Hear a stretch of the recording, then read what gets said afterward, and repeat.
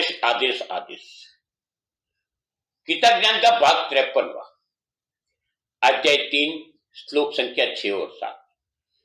ज्ञान और कर्म की बातें बताते बताते भगवान श्री कृष्ण अर्जुन को कहते हैं कि निष्काम भाव से कोई कर्म कर ही रहा है तो उसे कर्म को बंधन से मुक्ति मिलती है।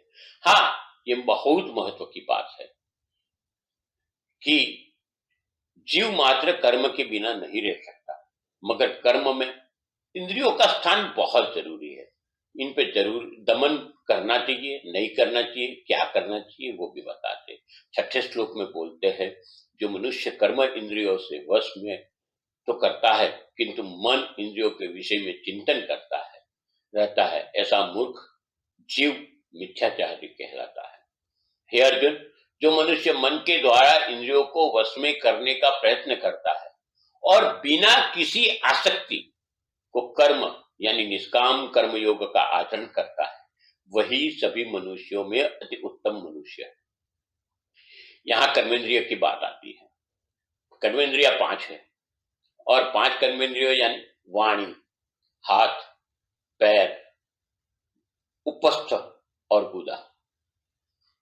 यहां अर्थ इतने में सीमित नहीं होता है, यहां बड़े पैमाने पर लिया गया है, जिसके अंदर 5 उपरांत सुनना, त्वचा, नेत्र, रसना यानी स्वाद लेना, ज्ञान, ये भी बात बताई गई है।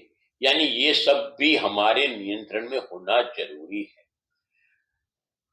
हमारे नियंत्रण में कैसे लाया जाता है और इस सब पे हमारा नियंत्रण कैसे हो सकता है, ये भी समझना जरूरी है। प्रकृति मात्र क्रियाशील है और प्रकृति का कार्य ही क्रियाशील रहना है। इंद्रियों को वश में करने का मिथ्या प्रयत्न न करना चाहिए, क्योंकि जड़ व्यक्तित्व इंद्रियों पर दमन करता है, बलपूर्वक क्रिया रोक देता है, पर मन में तो उसकी विषय पे विचार चलते रहते हैं। खुद को क्रिया रहित रहने की बात सोचता है, हमेशा जिस इंद्रियों पे दमन किया उसके बारे में सोचता रहता है। यह मिथ्या आचरण है, या तो दिखावा है या तो आडंबर है।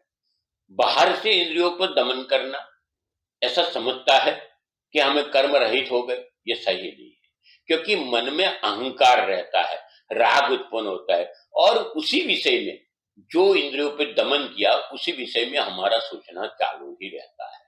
सांसारिक भोग मन से और बाहर से दोनों प्रकार से भोगा जाता है और मन से वही सतत रहता है। शायद ये इसमें कोई चुप तो नहीं हो जाएगी, यही करना दिखावा होता है। जो त्याग की बात करते हैं, अंतःकरण में त्याग बहुत जरूरी है, बाहर से त्याग दिखावा होता है। हाँ, अर्जुन भी बाहर से सभी से मुक्त होने की बात करते हैं। भगवान श्री कृष्ण कहते हैं ये सब मिथ्या है, इसे कर्तव्य का प्राकृतिक कर्म से मुक्ति नहीं मिलती। मन में इंद्रियों के वश करने का तात्पर्य है यह है कि मन और इंद्रिय से कोई संबंध नहीं, ऐसा अनुभव करना। मन से इंद्रियों पे दमन करने से इंद्रियों का स्वतंत्रता नहीं मिलती। यही कि जहां जुड़ना चाहिए वहां इंद्रियां नहीं जुड़ती, जहां जुड़ना चाहिए वहां जुड़ जानी चाहिए, जहां छूटना चाहिए वह इंद्रिय स्वयं छूट जाए, ये जरूरी है। इंद्रिय वश में कब होती है, यह प्रश्न बड़ा आता है, क्योंकि हमारा सोचना बंद नहीं होता है, हमारी क्रियाएं बंद नहीं होती है, तो इंद्रियों को वश कैसे करेंगे? इंद्रिया वश में तब होती है जब साधक स्वार्थ और ममता का अभाव लाता है। आसक्ति रहित कर्म करने में ही मुक्ति मिलती है। आसक्ति कई प्रकार की होती है, मूल बात है आसक्ति कर्म में होती है, आसक्ति फल में होती है, यह आसक्ति कर्म बंधन का मूल है। 2 प्रकार की आसक्ति बताई। हम कोई कर्म करते हैं तो इसमें आसक्ति मिलती है, इसमें क्या मिलेगा, क्या करेंगे, ये कर्म करूंगा, नामना हो जाएगी, फायदा हो जाएगा, ये होता है। और फल की आसक्ति होती है कि इससे ये फल मिलेगा, ये कर्म करने से ये मिलेगा, ये पूजा करने से ये मिलेगा, ये बाधा रखूंगा तो बच्चा मिलेगा, ये सब गलत है। आसक्ति रहित बनने के लिए मेरा या मेरे लिए ये शब्दों को भूलना पड़ेगा। कुछ भी मेरा नहीं है, प्रकृति का है ये सब, या संसार का है, समझ लो।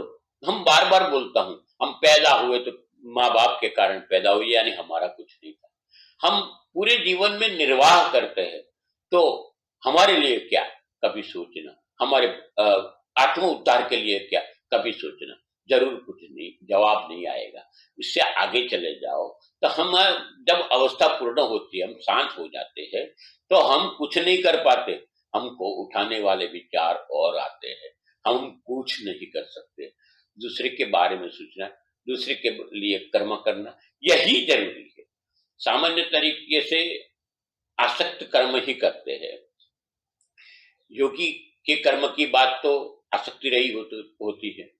साधक मोक्ष की कामना करते, ये प्रभु प्राप्ति के लिए कर्म करता है, तो साधक हमेशा आसक्ति माया छोड़ ही देता है, और उसको छोड़ना जरूरी है। आसक्ति रहित होके लोगों के कल्याण के भले के लिए अगर कोई कर्म होता है, तो इंद्रियों को सीधा असर होती है। यही इंद्रिय संयम का या कर्म बंधन से मुक्ति देती है। कर्म बंधन से मुक्ति पाने की बात कुछ और है, इसको समझना भी जरूरी है और मानना भी जरूरी है। आज जगत के अंदर कई जगह पे हम अटवाते रहते हैं, ये वो फलाना ठिकाना, ऐसा नहीं होता। कर्म बंधन से मुक्त होना बहुत जरूरी है। और कर्म बंधन से मुक्त होने के लिए फिर से बताता हूं, हम आपके सोच बंद नहीं होती है, सोच विचार बंद नहीं होता है, तो क्या करना चाहिए, ये भी कृष्ण ने एक प्रकार से बता दिया है। भगवान श्री कृष्ण बोलते हैं कि अपने शरीर को पहले आदत डालो, रोज 5 मिनट 10 मिनट ध्यान में बैठना चालू करो, और बैठोगे तो पहले तो सोच बहुत चलेगी, एक आदत डालो, धीरे धीरे धीरे धीरे इसकी आदत लग जाएगी, और जब आदत पड़ जाएगी तो सोचना ऑटोमेटिक बंद हो जाएगा।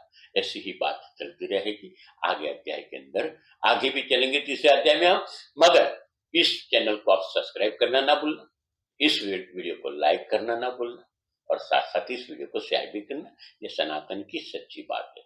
अस्तु शुभम भवतु। आपके जीवन में भगवान श्री कृष्ण और गुरु गोरक्षनाथ जी की कृपा बरसी रहे, ऐसी शुभकामना।